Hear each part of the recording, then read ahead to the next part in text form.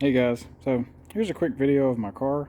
It's a 99 Miata, and we're just going through doing some upgrades. This was previously a compound turbo build, and it had its ups and downs. I actually went through several different front turbos with this setup. When I was running compound, I had a turbo in the front, and then I had a GT45 in the back. Ran that for a few years.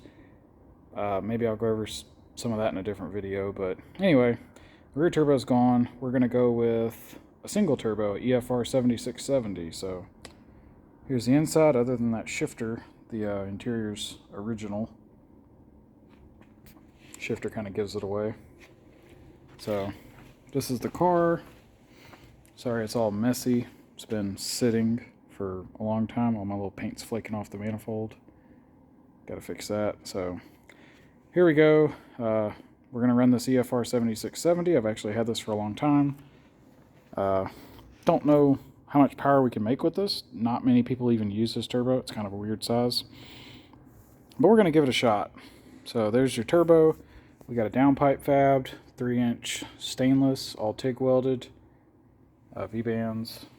Pretty good. This is definitely better than the stuff I used to do. So we trimmed the back right here, so we got some room in the shelf area.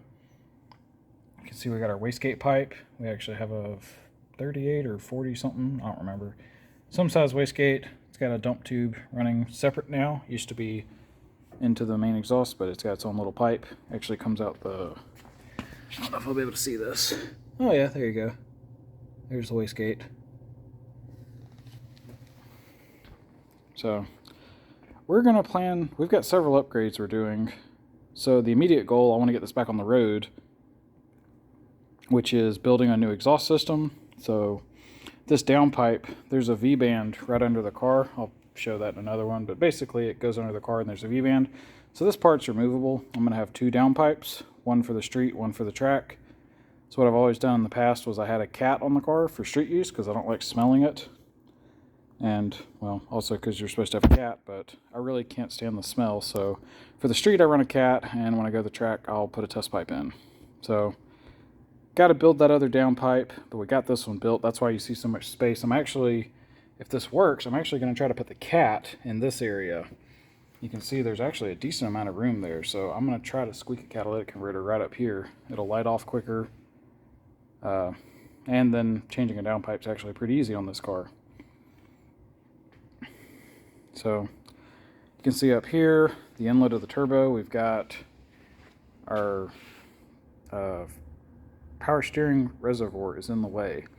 So I have a large air filter that I want to install, and it's probably going to take up all of this space. And I'm going to have to relocate, oops, sorry for the camera. Air filter is going to go here, and I'm going to relocate my power steering reservoir or make a new one or something. There's space up there that's not being used, so it'll probably get moved. So we got to do that. Get an air filter, get some ducting so it gets cool air. What else? Oil change. The trans. So this has a C4 Ford 3-speed C4 automatic. It's like built to hold 1,000, so should be good. But it's leaking fluid. The gasket's got a cork gasket, so we're gonna change that. I got a new gasket somewhere in the shop. So we'll get that replaced. And it's got some little stuff. Oh, the fans. I gotta do something with the fans. I had some custom controller I built years ago and it failed. And then I started working on a new one and never finished it. So maybe we'll hook a relay up for now, but eventually we're gonna do something with that. Fuel system. We're actually gonna do some fuel system upgrades down the road. I've already got, I think this has ID 1300s in it.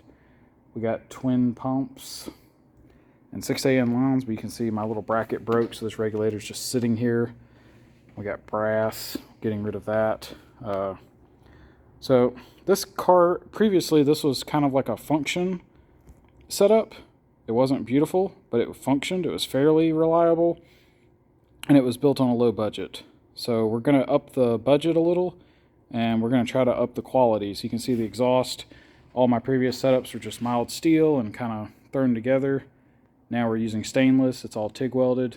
Some of it's back purged, admittedly not all of it, because you run out of argon.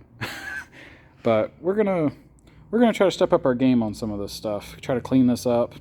So we're looking for probably 500 wheel starting off. I would like to push it up higher. I don't really know what this turbo is good for because nobody really runs these. But there's a few people that have had some wild builds with smaller EFRs that have hit 500 or close to it. So maybe we can get 600 out of it. We're probably going to find out because this car had that GT45 is probably the only turbo that's ever been on this car that I didn't blow up before I removed it. So history says we're going to tear this thing up and find out what the limit is. So I don't know. I guess stay tuned. I'll see if I can keep making some videos, see if anybody watches them. But yeah, that's kind of the summary. We're going to get this thing back on the road.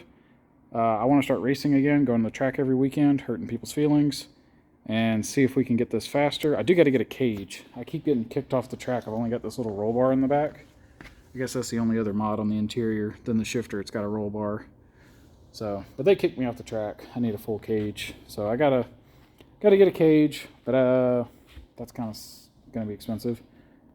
But that'll have to get done, and then we're going to see what we can get out of this car. So stay tuned, and hopefully I'll have some more videos coming soon. Take it easy.